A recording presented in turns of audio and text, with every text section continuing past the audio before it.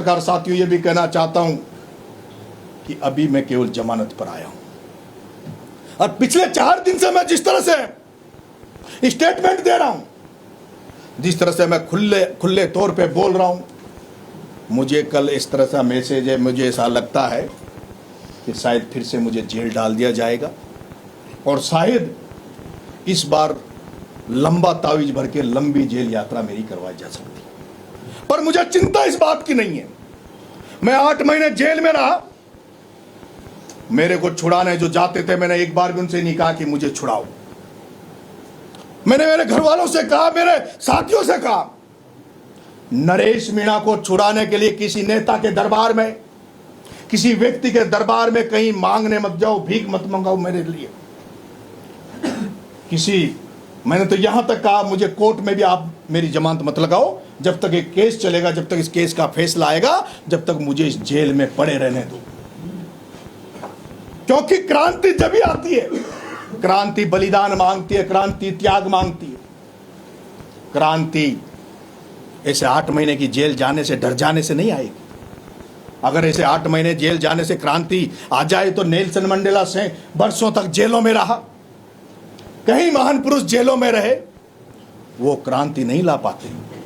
इसलिए क्रांति लाने के लिए वो सारे जो संकट आने वाले हैं उनके लिए तैयार रहो। इसीलिए आज मैंने आप सबको आमंत्रित किया था, आप इतनी बड़ी तादाद में आए, उसके लिए मैं बहुत बहुत आभारी हूं और आपसे आग्रह करता हूं कि आपका इस छोटा युवा साथी, छात्र साथी जिसके पास कुछ नहीं है, वो एक ऐसी लड़ाई लड़ने जा रहा है जिसमें आप लोगों का भी मुझे आशीर्वाद चाहिए, आपका भी प्यार मुझे चाहिए।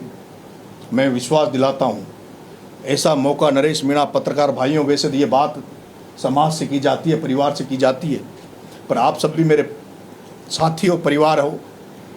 ये जो बातें मैं बोल रहा हूँ शायद आपको भी कहीं न कहीं लग रहा होगा कि सच है। जब आपकी परिवार में, जब किचन में जब फल फ्रूट देखते होंगे या सब्जियों को देखते होंगे तो आप भी कहते होंगे कि गर्म करो, इनको साफ करो।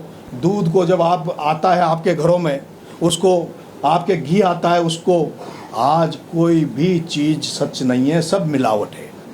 ये दौर ही मिलावट का है, चाहे वो राजनीति हो, चाहे कोई सा भी क्षेत्र हो, ये मिलावट का दौर है और इस दौर को ख़त्म करने के लिए कोई न कोई क्रांति लानी पड़ेगी। एक बार हमें उम्मीद जगी थी, देश में उम्मीद जगी थी, जब अन्ना हजारे दिल्ली में जब धरना देकर बैठे थे, तब इस देश में एक उम्मीद जगी थी कि कुछ नया इस देश में होगा।